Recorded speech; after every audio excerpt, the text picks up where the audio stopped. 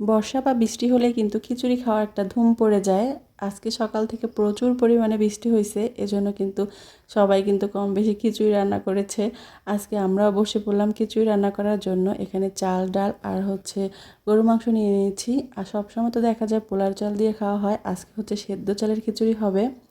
আসসালামু আলাইকুম এভরিওয়ান, সবাই কেমন আছেন? আশা করি যে যেখানেই আছেন সবাই সুস্থ আছেন, ভালো আছেন। আমরাও আলহামদুলিল্লাহ ভালো আছি।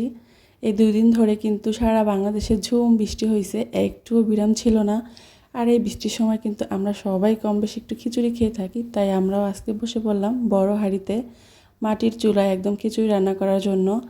আর প্রতিবারই মা এভাবে আমাদের জন্য রেখে দেয় সব কিছু, মানে আমরা যেহেতু দূরে থাকি এজন্য খিচুড়ি বলেন সব কিছু দেখা যায় ছোট পরিসরে খাওয়া হয়, কিন্তু এভাবে বড় হাঁড়িতে বা একটু আনন্দ করে মজা করে এভাবে কিন্তু আমরা আসলে বাড়িতে খাওয়া হয়ে থাকে। আর এক এক দিন কিন্তু আমরা এক এক আইটেম খাওয়া হয় আমরা বাড়িতে আসলে, সব কিছু তার ভিডিও করে দেখানো হয় না, তাই ভাবলাম আজকে ছোট্ট একটা ভিডিও শেয়ার করি সবার সাথে। আজকে মাকে বসিয়ে দিয়েছি আর আমি একটু হেল্পারি করব, তাই সব কিছু একদম ধুয়ে টুয়ে দিচ্ছি, চাল ডাল মাংস।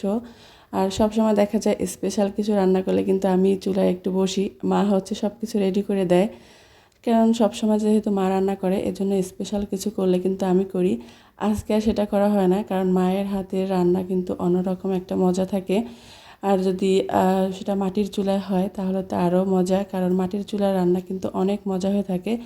বাড়িতে আসলে যেহেতু আমরা গ্রামের মেয়ে ছিলাম, বাড়িতে আসলে কিন্তু সবসময় মাটির চুলায় রান্নাই খাওয়া হয়। শহরে গেলে না, গ্যাসের চুলায় খাওয়া হয়, নিজে নিজে করা হয় একা একা।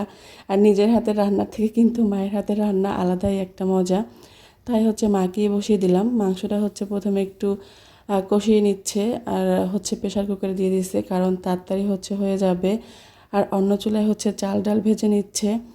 আর প্রেশার কুকারে মাংস দিলে কিন্তু আমার কাছে এটা অনেক ভালো লাগে, অনেক সফট হয়। আর আগে যদি একটু কষিয়ে নেয় অন্য একটা হাঁড়িতে তাহলে কিন্তু এটা আরও ভালো হয়। আর এই যে ভাতের চাল বা সিদ্ধ চাল যেহেতু খিচুড়ি হবে, এই জন্য মা আগে একটু বেশি পরিমাণে পানি দিয়ে বসিয়ে দিয়েছে, যেহেতু এটা সেদ্ধ হতে একটু সময় লাগবে। আর অলরেডি হয়ে গিয়েছে, তাই এই অবস্থায় মাংসটাও দিয়ে দিচ্ছে। কিন্তু এরকম যে মানে একটু অর্ধেক পরিমাণে চাল সেদ্ধ বা মাংস সেদ্ধ হওয়ার সময় কিন্তু দিলে অনেকটা ভালো হয়, তাহলে একটু মিক্স হবে ভালো মতো।